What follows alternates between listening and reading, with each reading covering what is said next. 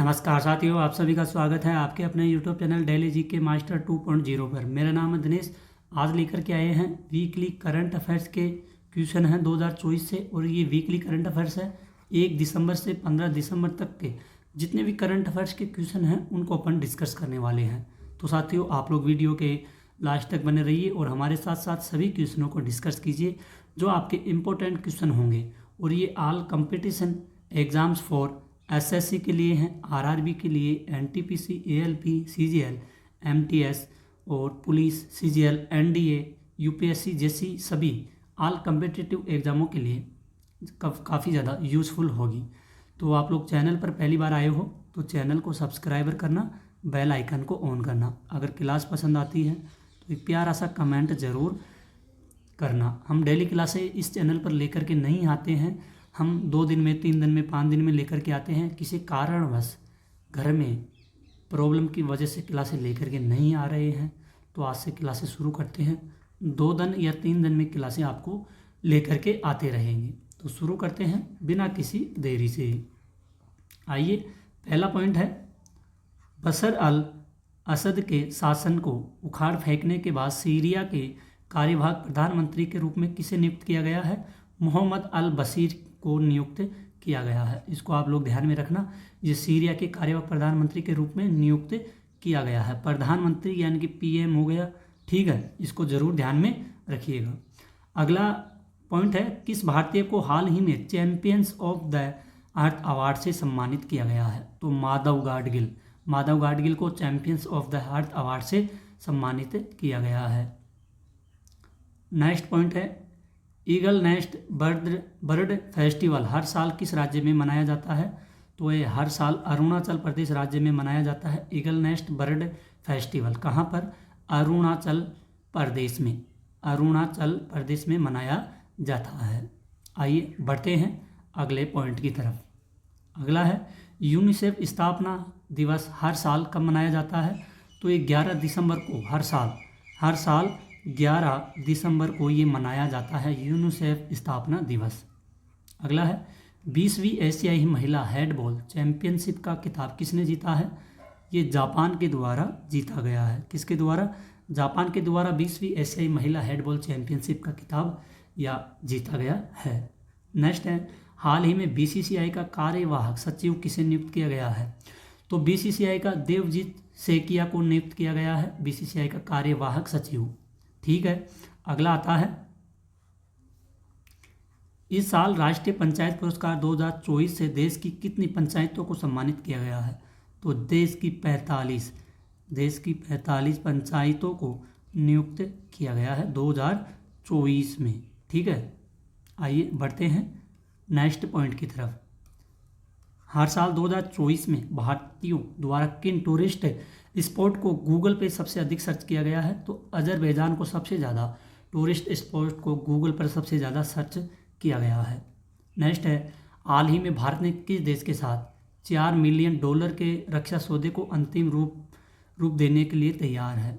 तो भारत और रूस ने मिलकर के $4 बिलियन के सौदे के लिए तैयार हुए हैं, ठीक है। ये काफ़ी इम्पोर्टेंट पॉइंट्स हैं आपके, इनको आप लोग ज़रूर ध्यान में रखिएगा। एक भी इधर उधर नहीं जाएंगे, ये एग्जाम में पूछे जाएंगे। आइए नेक्स्ट पॉइंट है, किस देश के प्रतिष्ठित राइस वाइन साके को आधिकारिक तौर पर यूनेस्को द्वारा मानवता की अमूर्त सांस्कृतिक विरासत के हिस्से के रूप में मान्यता दी गई है? अमूर्त, तो ये जापान के लिए दी गई है। नेक्स्ट है, नोएडा अंतर्राष्ट्रीय हवाई अड्डे का संचालन कौन कर रहा है?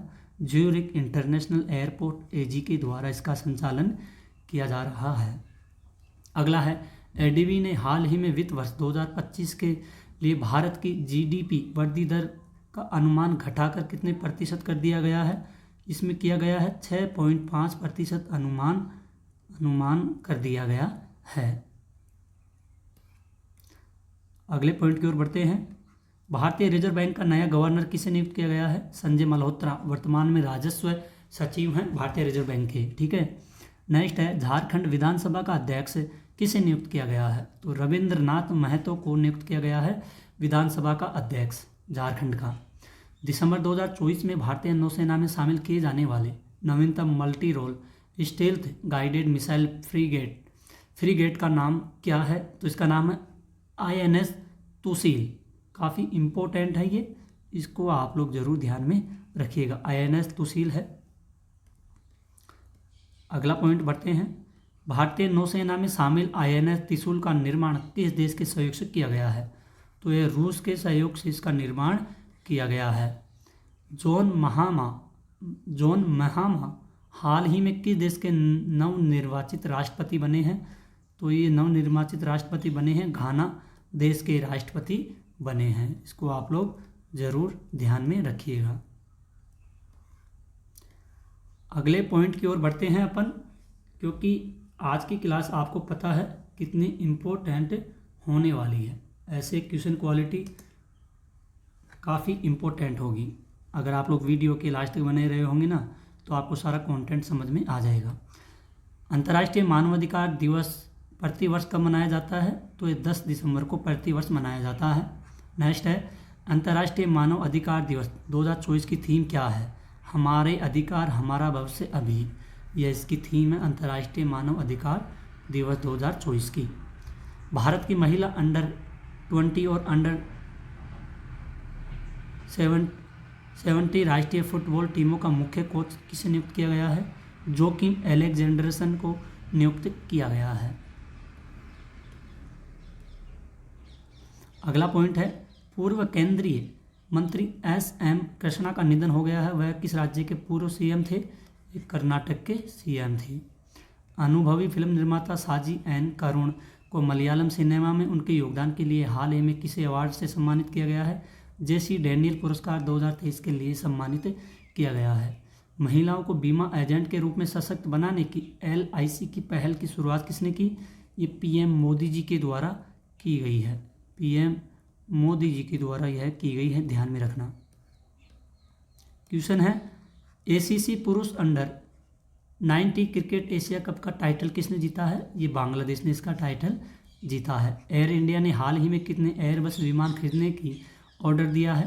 तो 100 विमान खरीदने का ऑर्डर दिया गया है एयर इंडिया ने।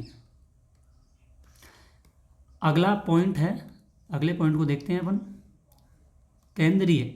केंद्रीय गृह मंत्री अमित शाह ने हाल ही में सरदार पटेल की प्रतिमा का अनावरण किया है, और ये कहाँ पे किया गया है? जोधपुर में किया गया है।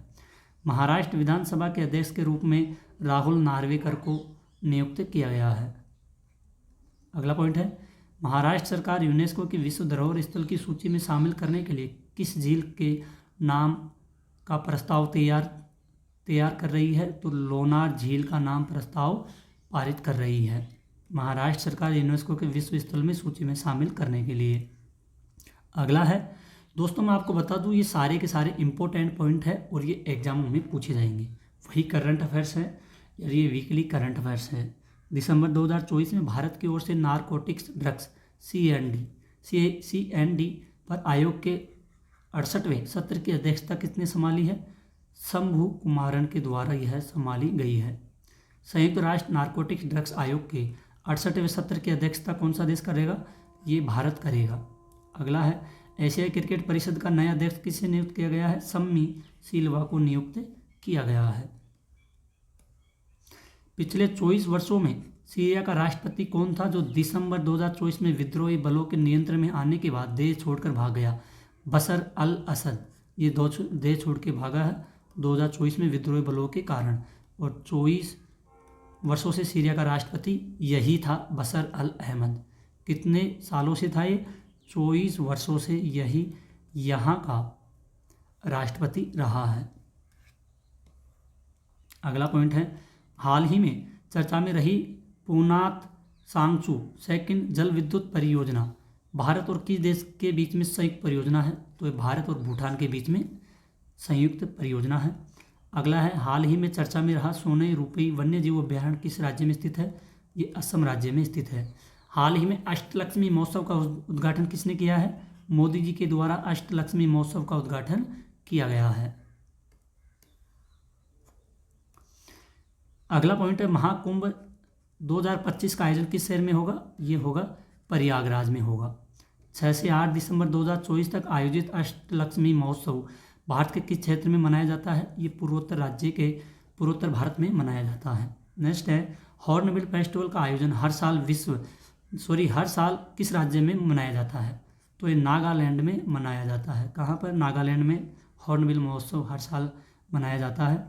आरबीआई के दिसंबर 2024 के निर्णय के बाद संशोधित नगद आरक्षित अनुपात CRR क्या है? तो CRR 4.0% है। अगला पॉइंट है, दिसंबर 2024 में आरबीआई द्वारा घोषित वर्तमान नीति रेपो दर 6.50% रही है। हॉर्नबिल महोत्सव का मुख्य उद्देश्य है नागा जनजातियों की संस्कृति विरासत को प्रदर्शित करना है। ठीक है। अगला है, नागालैंड के प्रसिद्ध हॉर्नबिल फेस्टिवल 2024 में कितने देशों की भागीदारी है? 4 देशों की भागीदारी इसमें, वेल्स, अमेरिका और जापान। ठीक है, 3 देश हो गए और 1 देश है पेरू। 4 देश हो गए हैं ये।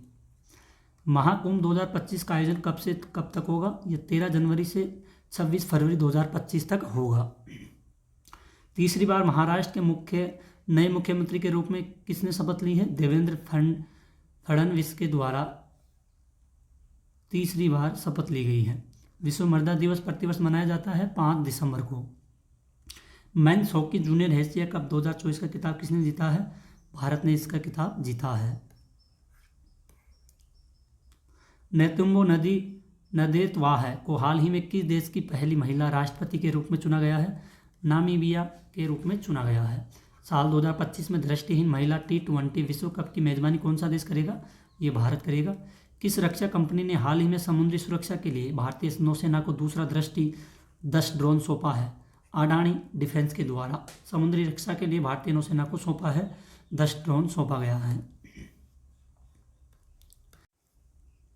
अगले पॉइंट की ओर बढ़ते हैं दोस्तों। हाल ही में आरबीआई ने यूपीआई लाइट वॉलेट की सीमा बढ़ाकर कितनी की है?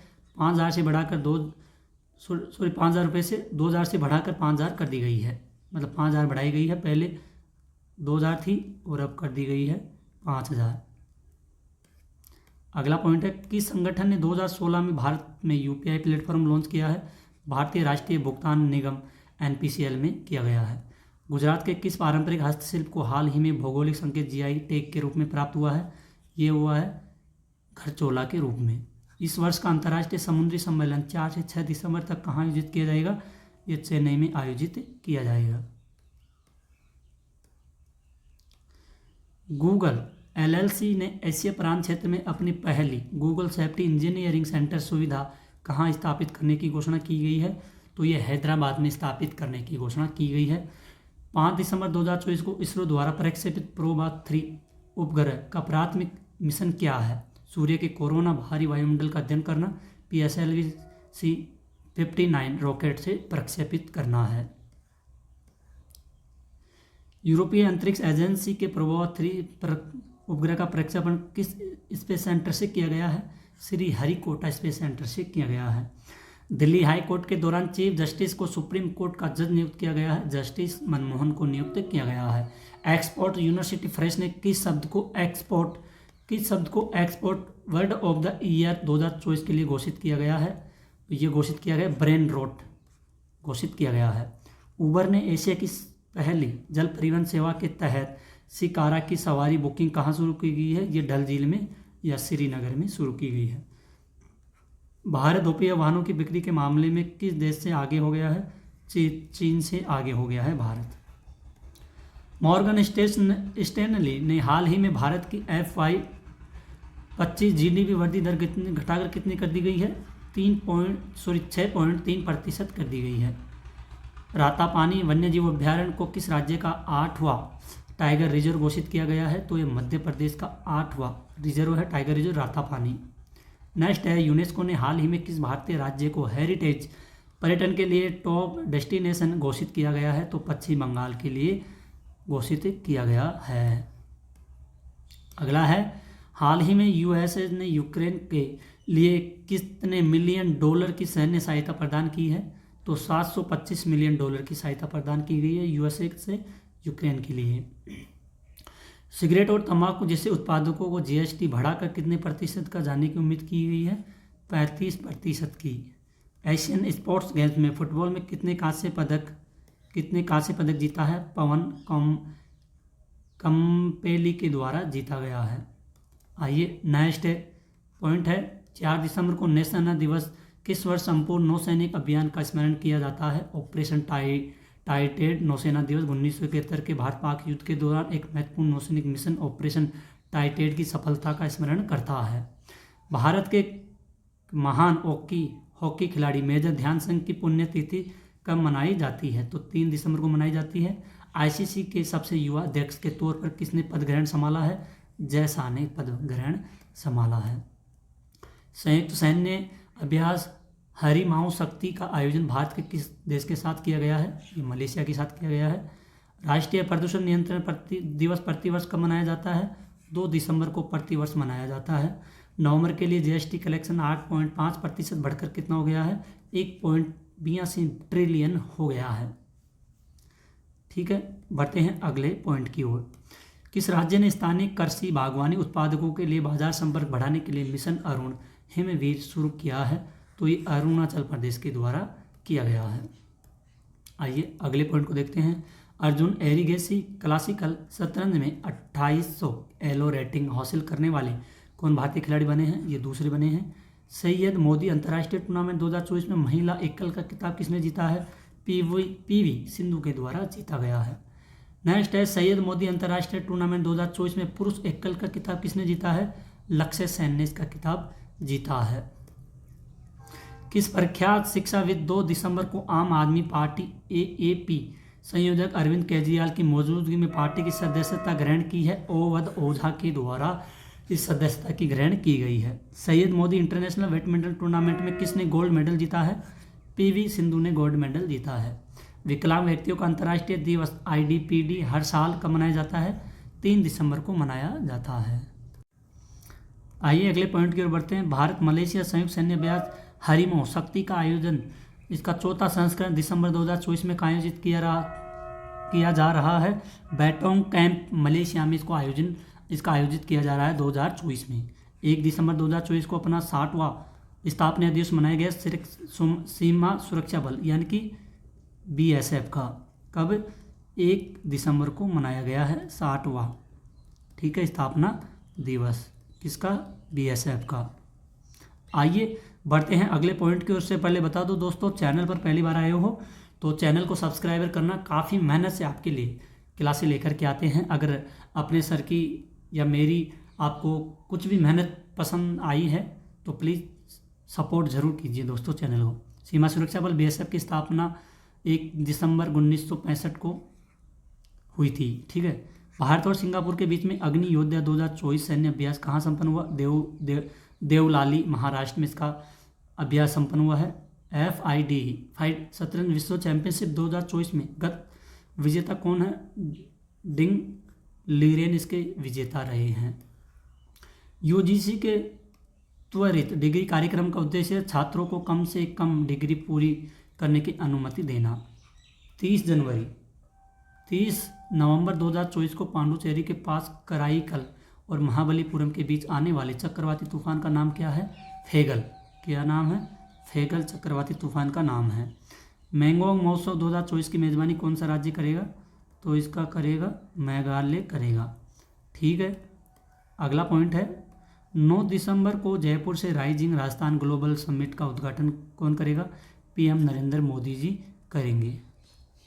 सरकारी डेटा के अनुसार 2024-25 की दूसरी तिमाही में भारत की जीडीपी वृद्धि धीमी होकर कितनी हो गई है? 5.4% हो गई है। 4 से 6 दिसंबर 2024 तक विश्व समुद्री प्रौद्योगिकी सम्मेलन WMTC 2024 का आयोजन किया जा रहा है। कहाँ पर? चेन्नई में इसका आयोजन किया जा रहा है। तो साथियों, आज की क्लास आपकी यहीं पर ख़त्म होती है। आई होप अगर आपको अपने सर की वीडियो क्वालिटी कंटेंट में कुछ भी पसंद आया है तो प्लीज़ आपके चैनल को सब्सक्राइबर करना, बेल आइकन को ऑन ज़रूर कर देना साथियों, और वीडियो को लाइक शेयर करना। अगर आपको अपने सर की कुछ भी मेहनत पसंद आती है तो कमेंट कीजिए और एक प्यारा सा कमेंट कीजिए और बताइए क्लास कैसी लगी है। ये आपके सभी ऑल कंपटीशन एग्ज़ामों के लिए मैं फिर से बोल रहा हूँ, सभी ऑल कंपटीशन एग्ज़ामों के लिए काफ़ी ज़्यादा इम्पोर्टेंट क्लासें हैं। तो प्लीज़ वीडियो के हमेशा लास्ट तक बने रहना है और वीडियो को लाइक शेयर ज़रूर करना है। दोस्तों सपोर्ट कीजिए, शेयर कीजिए, लाइक शेयर ज़रूर कीजिए। तो साथियों आज के लिए इतना ही, मिलते हैं अगली क्लास में, तब तक के लिए धन्यवाद। जय हिंद, जय भारत।